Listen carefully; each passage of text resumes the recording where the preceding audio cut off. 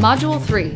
This module will cover all things you'll need to know about race weekend, including race terminology and instructions for things such as parking race vehicles. Let's start off with some Hood and Portland Coast terms. First up is the term legs. This simply refers to segments of the race course. Hood to Coast has 36 legs that must be completed by up to 12 runners, each completing 3 legs. Portland to Coast consists of 24 legs, each walker completing 2 legs.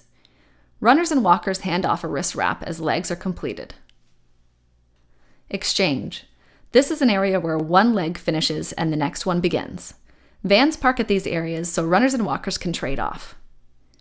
Exchange zone. These are specifically marked areas at each exchange where runners and walkers hand off. Participants pass a wrist wrap from runner to runner or walker to walker in the marked zone. If participants lose their wrap, they're able to simply hand tag during the handoff. Each exchange zone can be very busy and noisy. 4 to 5 volunteers are needed to control the crowd, call team race numbers, and monitor the exchange. Teamwork is key. Talk to other volunteers and develop a plan to work in zones, backing up one another to keep crowds in place and not on the course or street. Major van exchange. These are locations on course where both vans will meet to drop off and pick up runners and walkers. There are 5 major van exchanges on course.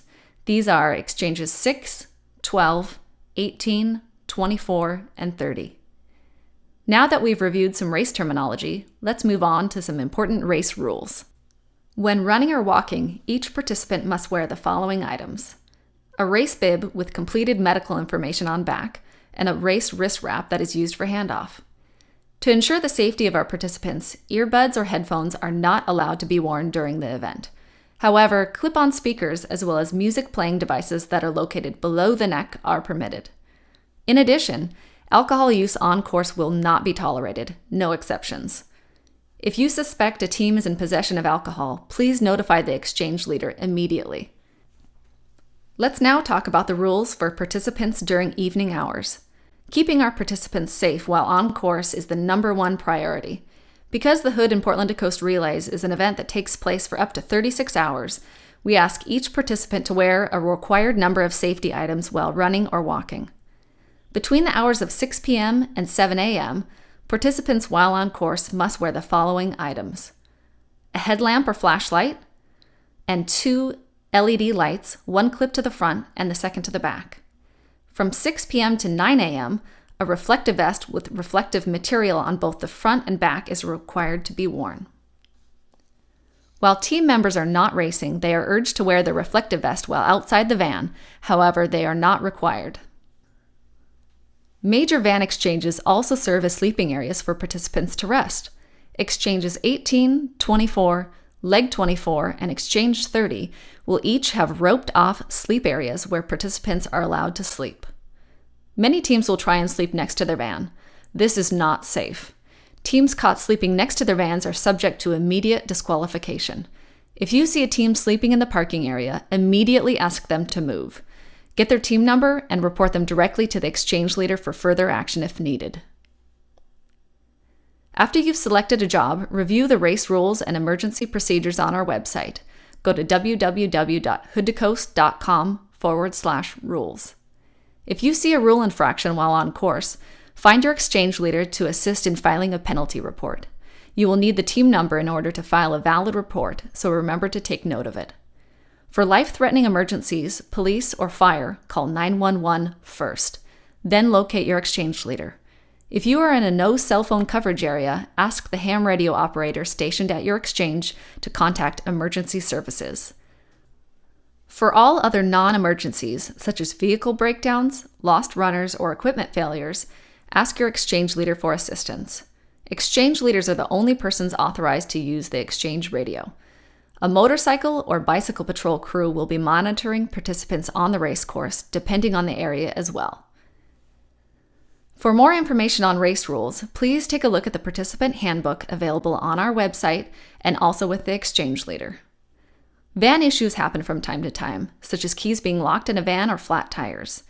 Teams are responsible for handling these issues themselves. However, Hood and Portland to Coast exchange leaders can sometimes be of assistance. For broken down vans in need of towing in the latter parts of the course, that is, locations outside of cell service, please have participants inform the exchange leader of their issue immediately. A designated towing service is on call for assistance in these areas. Aside from van issues, one other area on the course that may cause issues is porta potties. Porta potties are set up on a pumping schedule and will be attended to without request. Sometimes, however, overuse or lack of toilet paper in the bathrooms will require more emergent pumping services. If participants complain of issues with fullness or lack of paper, please take a look inside the bathrooms. If the paper is out, please check other bathrooms, as additional paper is often stored in other units. If bathrooms are full or paper is running low, please notify the exchange leader to request service. We will now discuss participant parking during the race. The volunteers assigned to exchange parking areas must work together as a team to keep traffic moving at all times and avoid backups. Don't allow vans to stop at the entrance of parking areas. It is very important that vans park before being allowed to drop off participants or stop to look for teammates. Don't stop vans to speak with them before they enter the parking area. Wave them through. If a team van does have a question, reply with a quick answer and point them in the correct direction. One big issue volunteers face is vans attempting to stop and drop runners off near the exchange zone before parking. This quickly causes congestion and is in violation of race rules. As a volunteer, inform them not to stop and continue to follow the instructions to park in the designated exchange parking area. You may record a team number and report violators to the exchange leader when you have time to do so, or if your instructions are not being followed, ask for assistance. To keep vans moving and parking in designated event areas, be assertive and work as a team, with one volunteer directing the van to the next volunteer, who then directs the van to an open parking space. This means you are waving your arms, showing the van where to go, and communicating with one another. Do not stop and talk to van drivers unless absolutely necessary. Additionally, please remember, volunteers are never to stand in roadways and attempt to direct or stop motorists. Directing traffic in the roadways is both unsafe and illegal. Please direct vans into parking areas from a visible place on the side of the road. Exchange zones also tend to be congested areas, as many runners or walkers will gather to watch a fellow team member finish a leg.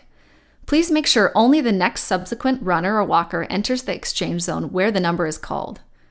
Make sure you have a definite line to keep crowds in a safe area and work together to keep participants behind the line. If you work in zones, each volunteer can cover an area and the crowd will stay safe and not impede traffic on the course. Have one volunteer communicate with the participants when it is safe to enter the exchange zone. Again, thank you from our race staff and the 17,400 Hood and Portland to Coast relay participants for helping us make the mother of all relays possible. We look forward to seeing you on race day.